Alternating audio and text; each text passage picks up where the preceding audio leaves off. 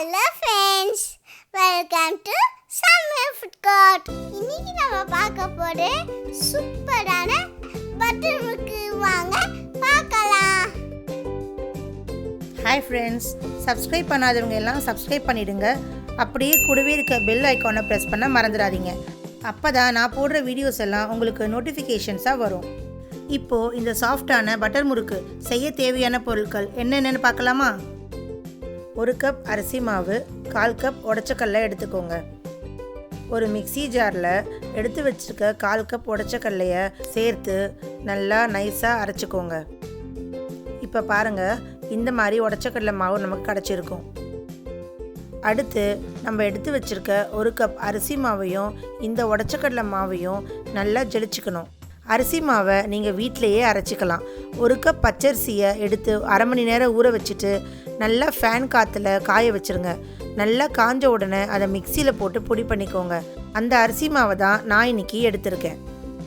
நீங்கள் நல்லா ஜெலிச்சிங்கன்னா தான் உங்களுக்கு முறுக்கு நல்லா நைஸாக கிடைக்கும். அடுத்த இதில் 1/4 டீஸ்பூன் பெருங்காயப்பொடி ஆட் பண்ணிக்கோங்க.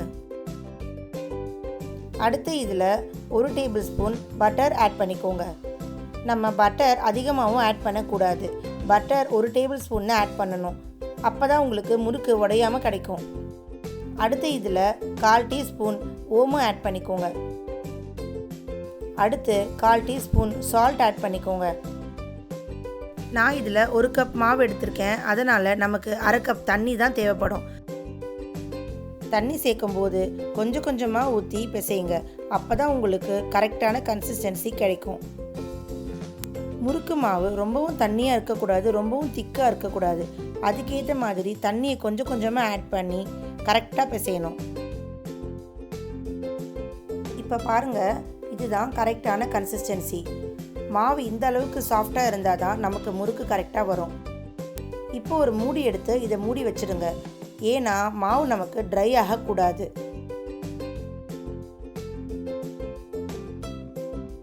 அடுத்து நம்ம முறுக்கு அச்சில் இந்த மாதிரி 3 ஓட்டை இருக்கிற அச்சா எடுத்துக்கோங்க.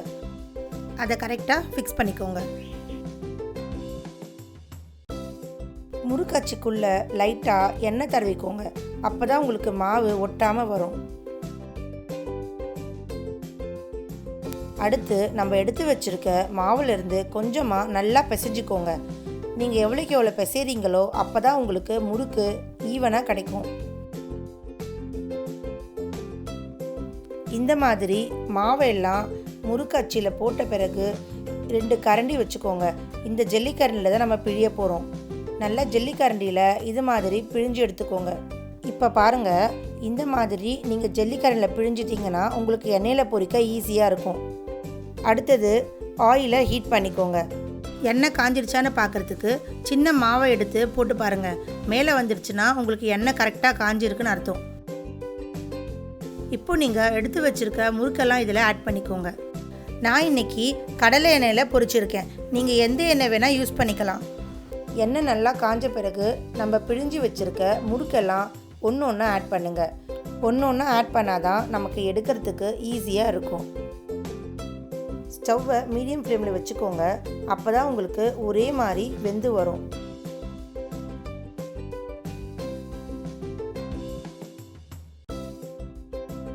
ரெண்டு நிமிஷம் அப்படியே விட்டுடுங்க.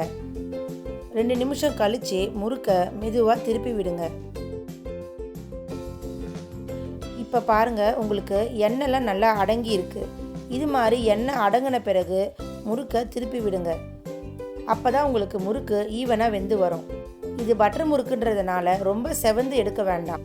வெள்ளையாக எடுத்தாலே உங்களுக்கு நல்லா இருக்கும். இது மாதிரி எண்ணெய் ஃபுல்லாக அடங்கின பிறகு தான் நீங்கள் முறுக்க வெளியே எடுக்கணும். அப்போ தான் உங்களுக்கு மாவு நல்லா வெந்து இருக்கும். இப்போ பாருங்கள், உங்களுக்கு பட்டர் முறுக்கு கொஞ்சம் கூட உடையாமல் நல்லா சூப்பராக கிடச்சிருக்கு. இதே மாதிரி மீதி இருக்க மாவெல்லாம் நீங்கள் ஃபுல்லாக சுட்டு முடிச்சிடுங்க. நான் இதில் 1 கப் மாவு போட்டிருக்கேன். எனக்கு 10 முறுக்கு வந்தது. நீங்கள் எவ்வளோ மாவு போட்டாலும் இதுதான் உங்களுக்கு கரெக்டான ரேஷியோ. நான் சொன்ன டிப்ஸ் எல்லாம் நீங்கள் ஃபாலோ பண்ணி பட்டர் முறுக்கு செஞ்சீங்கன்னா உங்களுக்கும் சாஃப்டான, டேஸ்டியான, கிறிஸ்பியான முறுக்கு கிடைக்கும். உங்களுக்கு பட்டர் பிடிச்சிருந்தா லைக் பண்ணுங்க,